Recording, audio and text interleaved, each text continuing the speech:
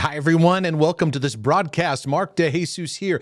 I am your brother from another mother, bringing you insights for your healing and freedom journey, especially when it comes to mental, emotional, and relationship health. What I want to get into today is take a brief moment to share two ways that Christians often get off track when it comes to intrusive thoughts.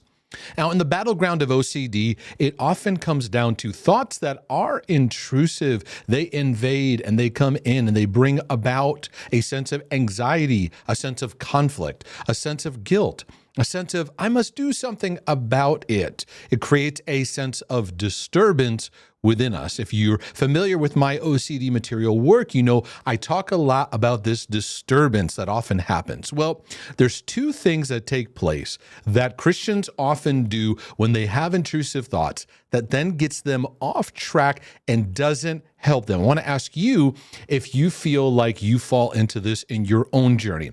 It starts with this. We have an intrusive thought and we go, why am I having this thought?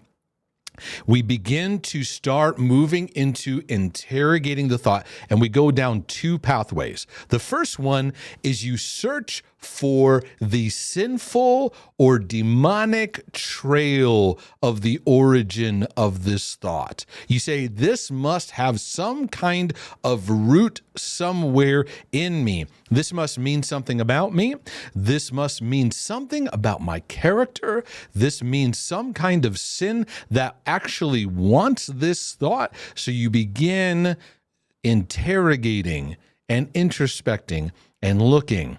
Now, if you have a value for spiritual warfare, you may go even further and go, what evil spirit must this be that I have? And you start dissecting, and you may get into lots of repentance and renouncement, and you're searching and looking and trying to find. And those areas can have their value.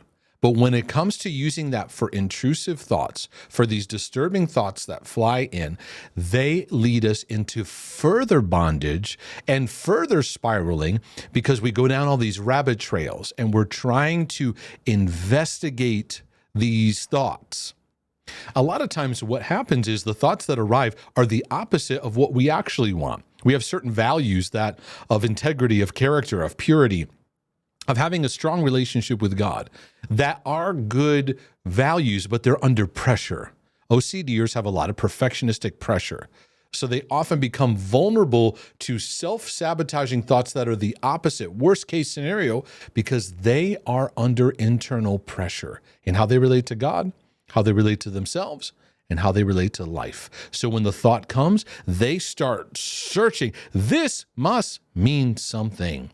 And so they start searching the dark caverns of where it may have come from, and they're trying to interrogate where this all happened, when it's not about the thought subject.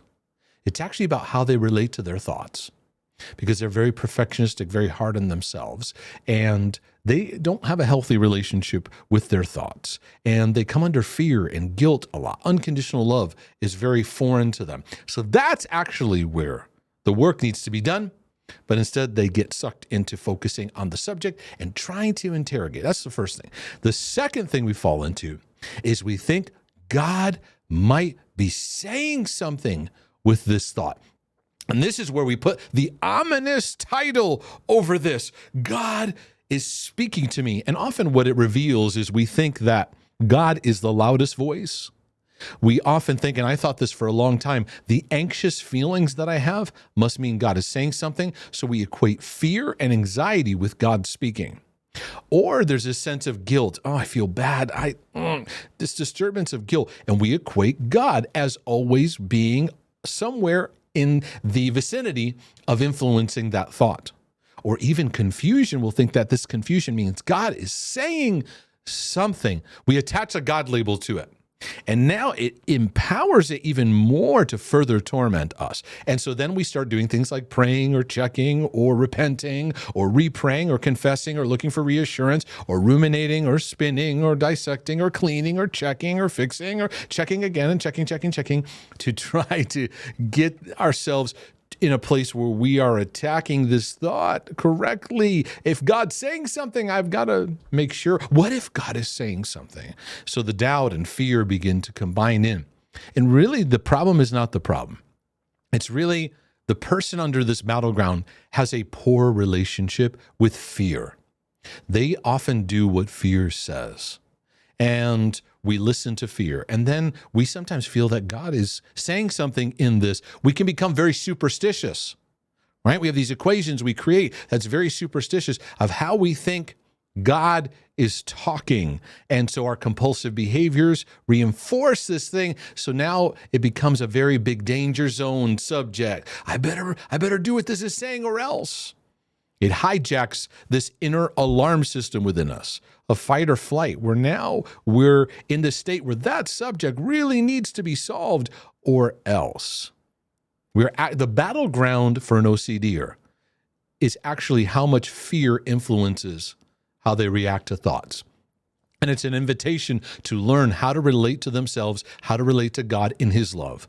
Where the Bible talks about perfect love actually casts out fear. So it's not the subject you're spinning about.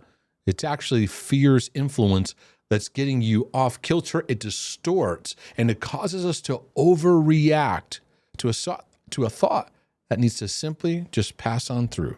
If I'm speaking to your battleground and you're like, you know what, I relate to this, I encourage you to take the next step and jump into the OCD healing journey where you can begin understanding, getting to the heart of your obsessive and compulsive struggles and understand how to navigate through your thoughts in a more empowered way. You may also want to get a copy of my book, I Will Not Fear, which will dive into how to overcome the fear factor in your life in a more effective way. Has this been a blessing to your life in your journey? Has it helped? Well, please click the like button, click subscribe. You can also go to markdejesus.com where I have a topics page, lots of resources for your healing and freedom journey. You can also support the ministry work with a one-time donation or become a monthly supporter. Lord willing, and the creek don't rise, is your brother from another mother saying, I'll be back with more insights for your healing and freedom journey. But in the meantime, I'm out.